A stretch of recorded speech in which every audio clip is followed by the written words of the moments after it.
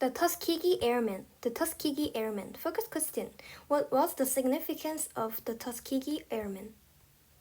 Target for the day, Berlin. Flying high above Germany, Lieutenant Roscoe Brown Jr. kept careful watch in his P-51 Mustang fighter. It was March 25th, 1945, the final year of World War II, and L.T. Brown was leading a group of Mustangs from the 332nd Fighter Group. The firefighter pilots were protecting 200 American bombers. The target for the day was a tank factory in Germany's capital city, Berlin. Litz Brown's work was to keep the American bombers safe from enemy planes. As the bombers closed in on the target, Brown looked around for any signs of enemy fighters. Suddenly, he saw a large group of planes coming in fast from ahead and above. The Germans had sent Messerschmitt May 262 jet fighters up to defend their capital. These were the most advanced fighter planes in the world. They were fast and heavily armed and were flown by some of Germany's best pilots. Bogies. Bogies, bogies, Brown called out. Bogies. Brown called out on the radio, letting the other pilots know that he had planes in sight that might be enemies. The Americans watched as the German Me-262 jets circled around to the rear of the bomber formation like a pack of wolves closing in for the kill. Suddenly, 4 of the German jets dove to attack. The jets all opened fire as they raced past the American bombers, but most of their shots missed their targets. Lit Brown searched the sky behind him and saw another group of 4 Me-262s closing in fast on the bombers from behind and below. "Drop tanks," he called over the radio, pulling the handle to drop the fuel tanks carried under each wing of his Mustang. The extra fuel tanks were needed to get his plane this far into Germany, but fighting with them still on the planes was a very bad idea. Now his fighter was ready for action. Brown rolled his plane and dove directly towards the enemy jets, picking up speed along the way. As he pulled out of his dive at the level of the Me-262s, he fired his guns at the nearest enemy plane. His aim was good, but his shots made one of the jet's engines burst into flames. Moments later, the German pilot bailed out, giving L.T. Brown a confirmed victory. In the same fight, 2 other American pilots from the 332nd Fighter Group also shot down Me-262. Brown's fellow pilots also damaged 5 other jet fighters without losing any planes of their own or any of the bombers. For their actions that day, the 332nd Fighter Group received a Presidential Unit Citation, one of the highest honors given to a group of airmen during the war. But what was most incredible was that these American heroes were almost not allowed to serve as pilots at all, because they were black, forming an all-black flying unit. During the 1930s, black people in America lived under unfair laws in many states that kept them segregated from white people. Those laws said that black people had to attend different schools, eat in separate restaurants, and use separate drinking fountains and public restrooms because of the color of their skin. The military was also segregated. Black soldiers lived and trained in units that were kept separate from other races and were always under the command of white officers. The Army Air Corps refused to train any black pilots at all. In the late 1930s, many U.S. leaders saw that a country was heading toward war in Europe against Nazi Germany and its allies. The U.S. Army Air Corps realized they didn't have enough pilots. Leaders in the black community thought they had a solution. They asked the government to let black people train as pilots, but some military leaders were against it. They didn't believe black people could be good combat pilots.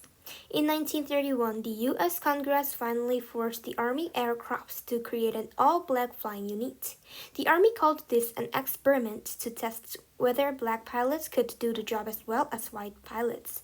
Not everyone wanted the pilots to succeed. The first black fighter pilot. Although the Tuskegee Airmen became the most famous Black American Eugene. military pilots, they weren't the first. And Eugene Bullard was an American volunteer fighter pilot who flew for the French Air Force during World War I.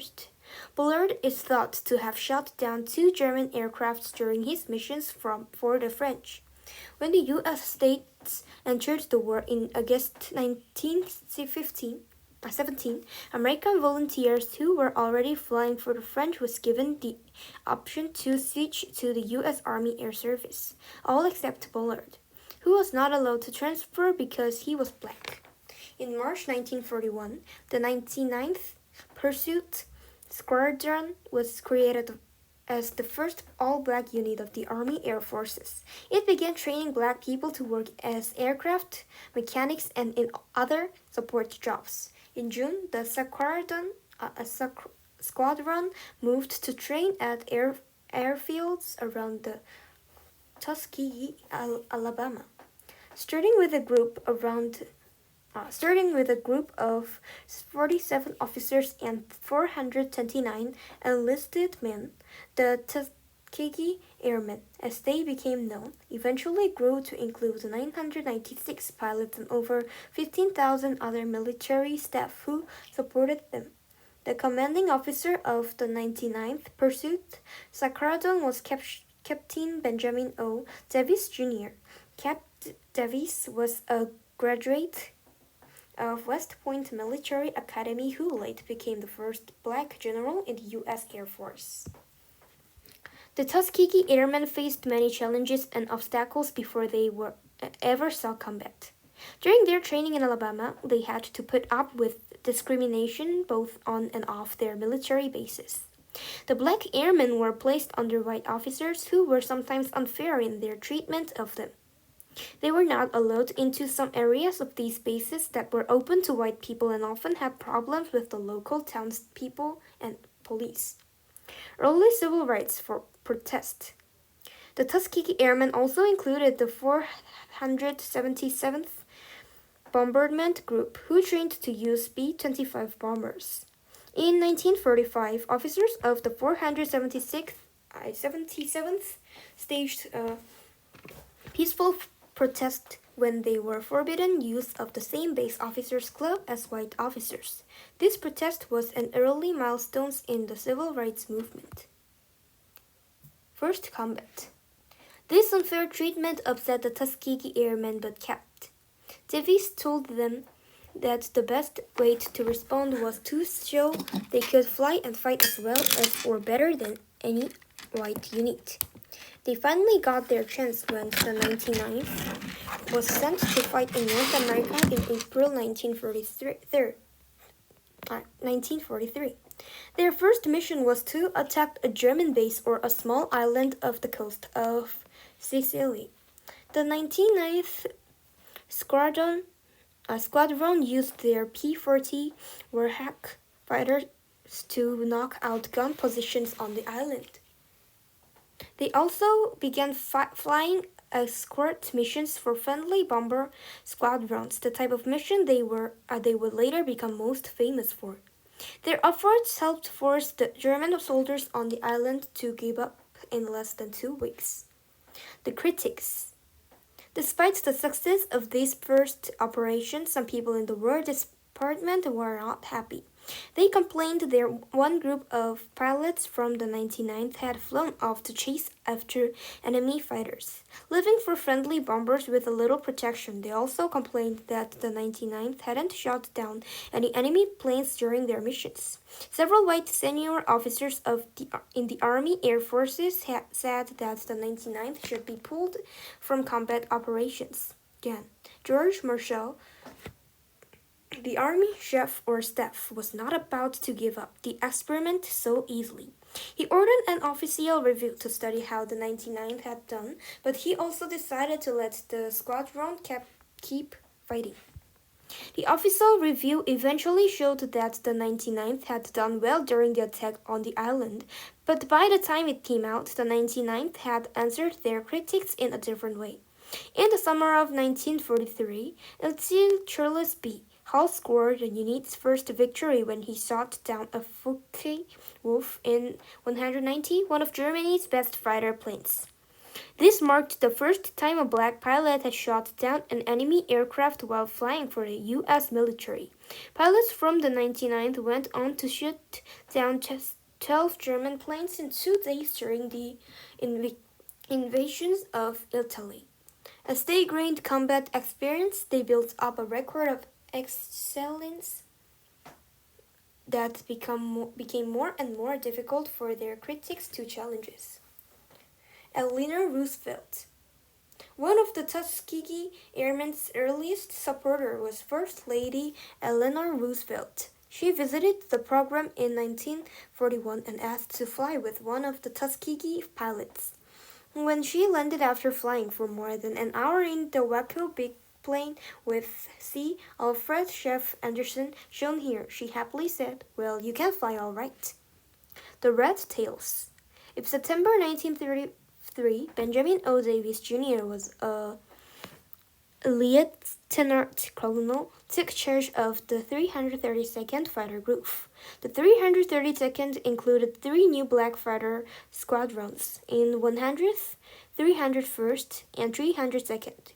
Eventually, the 99th Fighter Squadron became part of the 332nd Fighter Group during operations in Italy. The 332nd switched to more advanced aircraft such as the P-47 Thunderbolt. Later, they began flying the plane they would become forever known for, the P-51 Mustang. The Mustang was an amazing fighter plane that was perfect for long-range bomber escort missions deep into enemy territory. The 332nd painted the tail sections of their P-47s and P-51s red to show the pride they felt for their unit. The red color also was a reminder of the Tuskegee Airmen's motto of equality. All blood runs red. Pilots of the 332nd began calling themselves the Red Tails. The red tails on the aircraft made them easy to identify by friends and enemies alike. When friendly bomber crews saw how good the pilots of the red-tailed planes were at their jobs, they began calling them the red-tailed angels. Most of the American bomber crews had no idea that pilots from the 332nd were black. One of them even called it the Army's best-kept secret of the war. The German pilots who learned to fear the fighting skills of the pilots of the red-tailed Mustangs called them the Blackbird Men. In the final years of the war, the 332nd flew 200 bomber escort missions while losing fewer than 25 bombers in total to enemy aircraft. This was an incredibly low number of losses. Other fighter escort groups sometimes lost that many bombers to enemy fighters during a single mission. Do you know? In June 1944, pilots of the 332nd were able to sink an Italian Navy destroyer by attacking it with the machine guns of their P-47 Thunderbolts. This was the only time during the war when planes using only their machine guns sank a major Navy ship. By the end of the war, the Tuskegee Airmen had proved their courage, skill, and fighting abilities to everyone. They had destroyed 112 enemy aircraft in the air and about 150 on the ground, as well as damaging 100 more. They also damaged more than 950 railroad cars, trucks, and other vehicles and received hundreds of medals for their achievements. Just as importantly, they won the respect and gratitude of the white bomber crews that protected on mission after mission. These results came with a price, however. The Tuskegee Airmen lost 66 pilots to enemy attacks and accidents and had 32 pilots captured. Returning home. After fighting to free Europe from the Nazis, the Tuskegee Airmen returned home to a country that still treated them as second-class citizens. No welcome home parades greeted these returning heroes. The military, however, took note notes of their amazing achievements. The Tuskegee Airmen had shown that racial segregation was an unfair system that could not claim to be based on a real differences in ability. Their success was one reason President Henry S. Truman decided to end segregation in the military in 1948. But the fight to win full civil rights for all Americans was just beginning. Years later, retired Airman Harold Brown observed that President Truman likely would not have ended military segregation if the Tuskegee Airmen had failed.